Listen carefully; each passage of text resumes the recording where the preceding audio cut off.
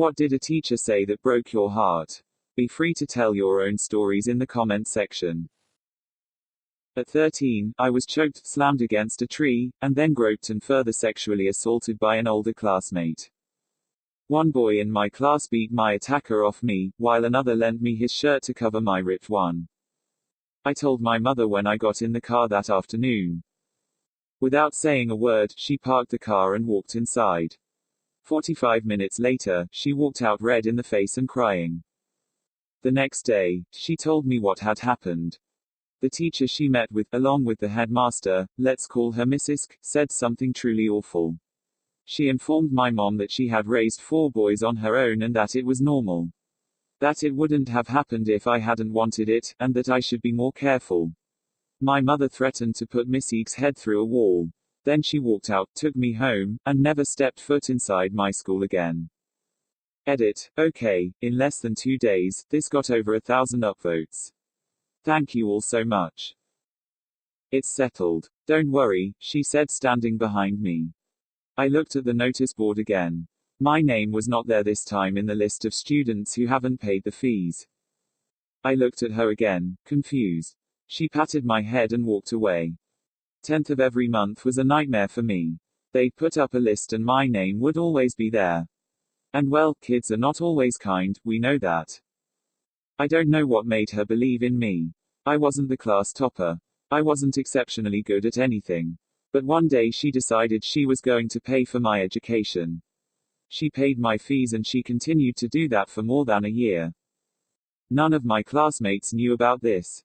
And we both never spoke about it with each other too. Finally, on one of my final days in that school, she told my parents that they're lucky to have me as the daughter. And that I'll go places. Again, I don't know what she saw in me. But I know what I see in her. They say God can't be everywhere, so he created moms. Well, sometimes he creates teachers like her too. Right now I'm in a position where I can pay it back to her.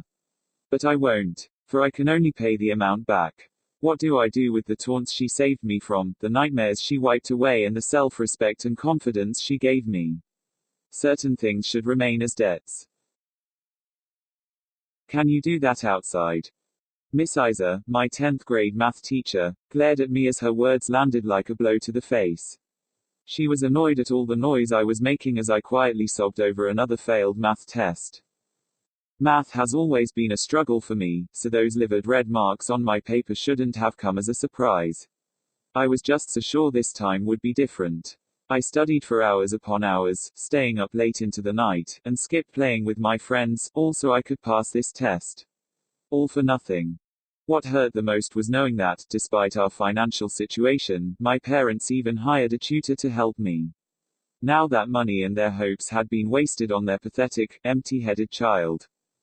I cried because I gave it everything I had and it still wasn't enough. The only thing my efforts earned me was another low score and my teacher's disgust. Tired of waiting for me to respond, Miss Isa sighed, shoved a few tissues into my hands and led me outside. Come back in once you've gained your composure, she said. Then she closed the door. I stood there for a few minutes, forehead pressed about the cool brick wall as I shakily breathed through my tears. Eventually, I did gain my composure. Even in my despair, I knew I deserved better than coldness and closed doors. I turned toward the exit and never looked back. Thankfully, this story has a happy ending. I never had to open that door again. After leaving the hall, I went to the front office and explained that I could no longer stay in my previous math class. My puffy eyes and desperation said it all, and by the very next day I was in a new class. My new teacher, Coach L, was a patient, welcoming, and dynamic instructor and hands down the best math teacher I've ever had. At the end of that year I was crying again, but this time it was because I made a perfect score on my final exam, and Coach L was smiling teary-eyed right along with me. In 4th grade, we had a computer teacher, we'll call her R. Everyone hated her, and I mean everyone. The 4th grade actually started a petition to get her fired, she was that bad. She was mean, loud, always angry, and seemed to hate kids. Why she decided to be a teacher, I'll never know why. We only had computers once a week on Wednesdays, and so I would always dread Wednesdays. I was a kid who always wanted to please people. I wanted everyone to accept me, but I suffered from epilepsy, and still suffer from ADHD and anxiety, so I wasn't the best at listening, and needed to be told certain things a couple of times. Apparently, this made me R's problem child. Every week I did something wrong, whether it be I was a little more behind on work than the others, I go to special classes because I'm considered a little slow, I'd forget where a certain button was on the screen or keyboard, you get the idea. R was extremely annoyed with me, and it drove me insane that someone, especially an authority figure, didn't like me. So one day, after a few weeks of me seeming to screw everything up, I decided I was going to go one day, without messing up at all. Everything was going to be perfect. My focus was at 100%, I followed instructions perfectly, I copied exactly what R was showing us to do, I even wore a cute black polka dot dress that I thought she'd like. At the end of the class, I ran out of the computer lab cheering for myself in my head because everything had gone off without a hitch. Maybe I wasn't a giant nuisance after all, maybe R wouldn't hate me anymore, maybe. Until. Caitlin, come back into the room please, you forgot to put your keyboard away. Oh no. Dread filled my little 10-year-old stomach. I slunk back into her classroom, my heart pounding. As I began to do the simple task of stacking my keyboard onto my monitor, R decided this would be the perfect opportunity to start bitching me out. This is every week for you. WH what? This is every week for you. I'm sorry, I just forgot to. Why do you have such trouble following directions? All of your classmates can do the work perfectly. I just forgot, okay.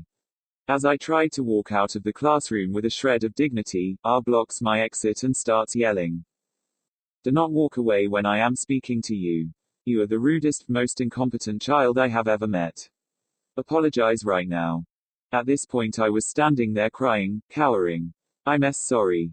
You better be. I've had you in my class all year, and I can tell you, you're nothing but a bitch, you're never going to amount to anything because you can't follow simple instructions, and even the simplest of tasks seem to be too difficult for you to handle.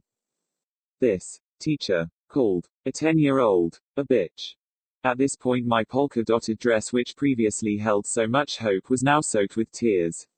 I was bawling my eyes out and shivering under the cold glare of R. She pointed towards the door.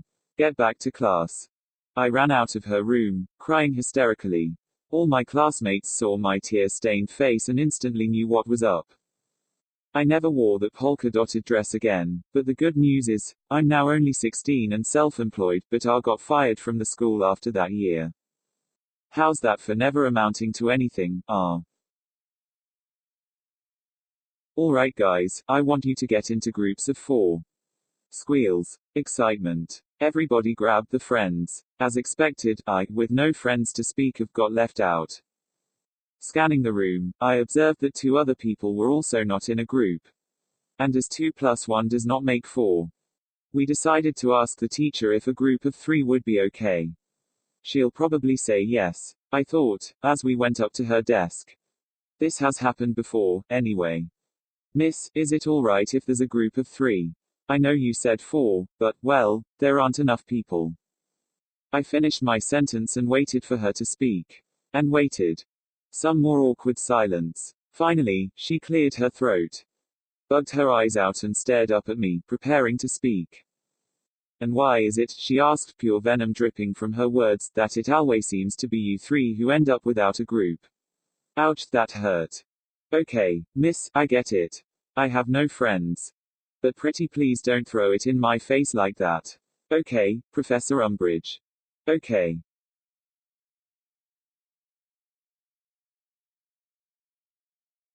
If you like this video, be sure to subscribe to this channel for similar questions and answers. This is my first video, so sorry if anything was wrong.